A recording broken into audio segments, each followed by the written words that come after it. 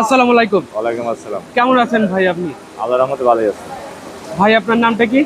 আমার নাম সাইদ পরমানি। আচ্ছা ভাই, আজকে আপনাদের পেঁয়াজের বেচাকেনা কেমন চলতেছে? পেঁয়াজের বেচা কিনা ভাই বলে চলে, মানে বেচা কিনা নাই বলতেই ধরা চলে। আজ 15-20 দিন ধরে 25 দিন ধরে মানে বেচা কিনা খুবই কম। খুবই কম। হ্যাঁ, বেচাকেনা কম হওয়ার কারণটা কি? কমার কারণটা কিছু বুঝি না। মনে করেন যে দামে কিনে আনি তার সাথে 2-3টা লসে বেশি, আমি লসে বেশি বর্তমানে জানুয়ারি আমরা। এখন কি পেঁয়াজের দাম কি বাড়তির দিকে না কমতে দিকে এখন? না, বাড়তি না তো। ওই যে বাজার আছে তার সাথে মনে করেন আমরা 50টা 48টা পরে 46টা পরে 46টা কত বেছে ফরিদপুরে পিস, পাবনার পিস 50-52 বেছে, মানে 52 টাকা পড়তে 52টাই বেছে, আবার কত 50 টাকাও বেছে। লাভ হচ্ছে না, লস হচ্ছে। লস হচ্ছে। আপনার কাছে যে এই যে পেঁয়াজটা আছে, এই পেঁয়াজটা কোন জায়গা থেকে আনা? এটা এটা পাবনার পিস। এটা পাবনার পেঁয়াজ, পাবনার আমাদের দেশি পেঁয়াজ। জি, এই পেঁয়াজটা আছে বাজারে কত করে বিক্রি হচ্ছে? হ্যাঁ, 50 টাকা। 50 টাকা করে। গত সপ্তাহে বিক্রি করছেন কত করে? এই গত সপ্তাহে বিক্রি হচ্ছে 52 টাকা। 52 টাকা। তাহলে এখন একটু পেঁয়াজের দাম কমছে। হ্যাঁ, এই যে হঠাৎ করে আবার পেঁয়াজের দাম কমতে মানে কমার কারণটা কি? আরে ভাই এখন কুমার কারণটাই যদি বেচা কেনার আপনি টাকা দিয়ে আমি মাল কিনে লাইছি, যদি কাস্টমার লোকজন না থাকে কতক্ষণ বসে থাকতো? মনে করেন এইসব ব্যবসা তো মানে সাধারণ ক্ষুদ্র মানুষের জন্য। আলু পেঁয়াজ যারা বিক্রি করে এরা কিন্তু অশিক্ষিত মানুষ, এরা শিক্ষিত লোক না, মানে সাধারণ ক্ষুদ্র ব্যবসায়ী। কিন্তু এই ব্যবসার পর বড় বড় কোম্পানিরা একে চোখ লাগিয়ে পড়ছে। যেমন রাস্তাঘাটে গাড়িতে মাল বেছে, কথাটা বোঝে। একটা কোম্পানি যদি রাস্তাঘাটে আপনার গাড়িতে করে মাল বেছে একটা কোম্পানি, তাহলে সেই জায়গায় ব্যবসার কোনো আর মান আছে? সেই ব্যবসার কোনো মান নেই। একটা বড় একটা কোম্পানি গাড়িতে করে চাউল ডাউল আদা রসুন এইগুলো ইত্যাদি যদি একটা কোম্পানি রাস্তাঘাটে বা বাজারে বেচে অলিত গলিত, সেই ব্যবসার কিন্তু মান নেই। হ্যাঁ, এই জন্যই।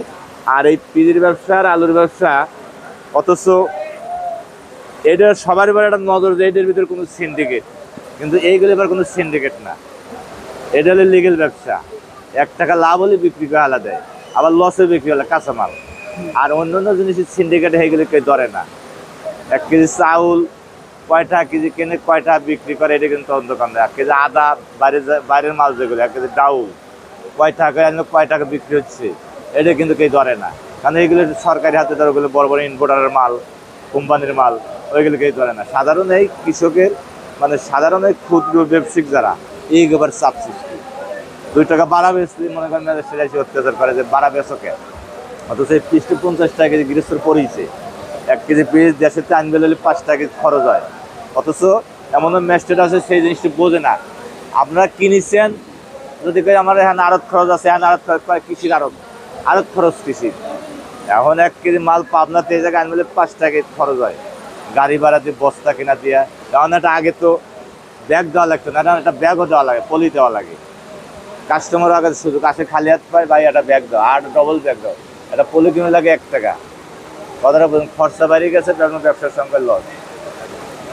কৃষকের বছর লাভবান নেই, কৃষক লসে আছে।